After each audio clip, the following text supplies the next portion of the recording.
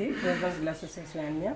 Je suis vraiment ravie de suivre ce débat qui m'a vraiment intéressée parce que moi-même je suis du Nord et on aimerait vraiment être au courant de tout ce qui se passe dans les négociations. Donc je vous remercie. Je suis M. Bayouko Moustapha, président de l'association de l'Alliance africaine pour l'intégration et le développement AAID.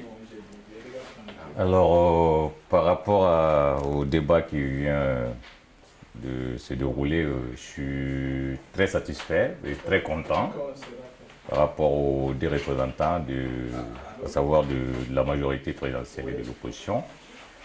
Tout ce que je pourrais souhaiter, c'est de voir au niveau de, comment on appelle, le Rebelle Pacifique Média, de multiplier ces genres de débats, faire en sorte que plus de monde soit au courant des enregistrements pour que la majeure partie des Maliens, surtout en France ici, puissent savoir comment les choses évoluent.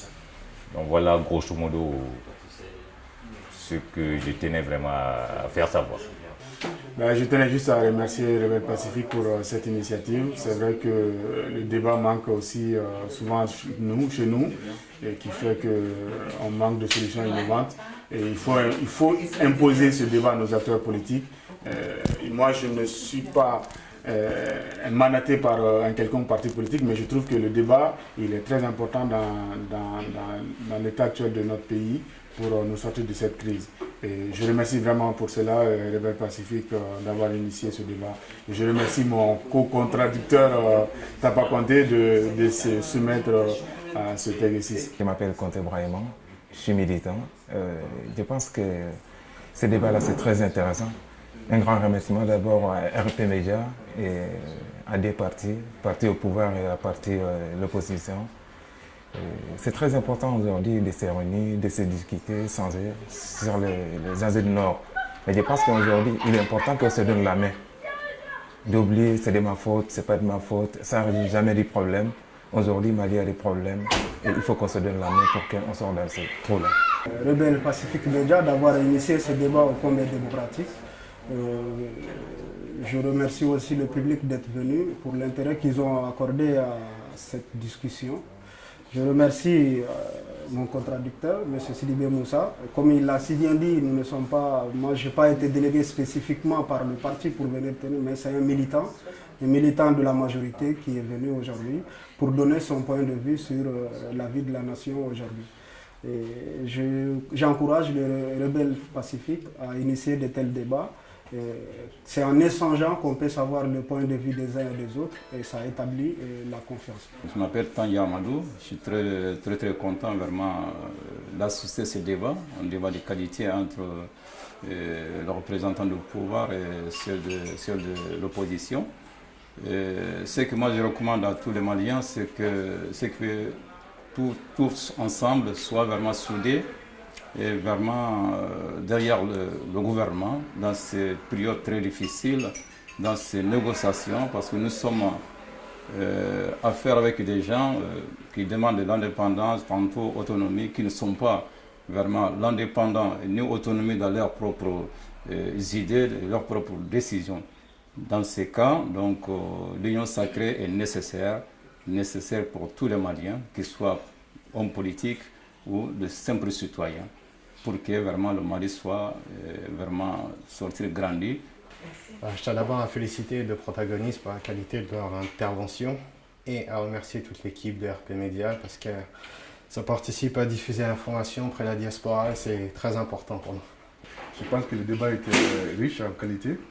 Je pense que de telles initiatives de RP Média est à saluer pour une vraie information de la diaspora sur ce qui se passe dans notre pays.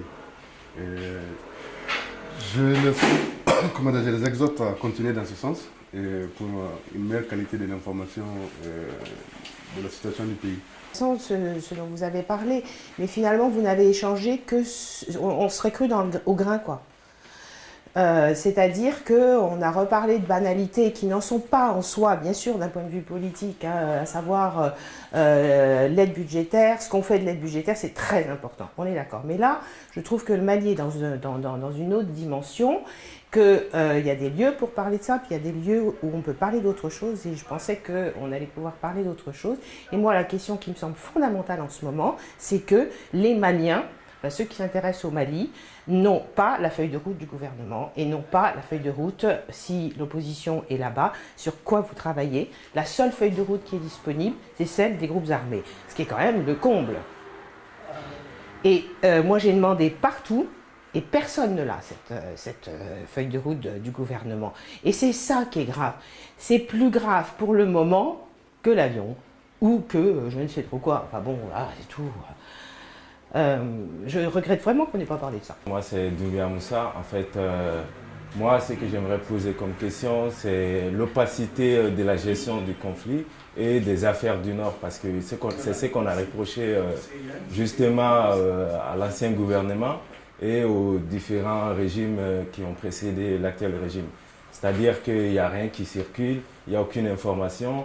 Le gouvernement, bien sûr, a tracé des lignes rouges, mais on ne sait pas jusqu'où le gouvernement est prêt à aller et on ne sait pas qu'est-ce qu'ils vont le concéder, parce qu'on sait quand même qu'après les accords d'Alger en 2006, il y a eu l'Agence de développement du Nord, il y a eu l'Agence d'investissement des collectivités territoriales.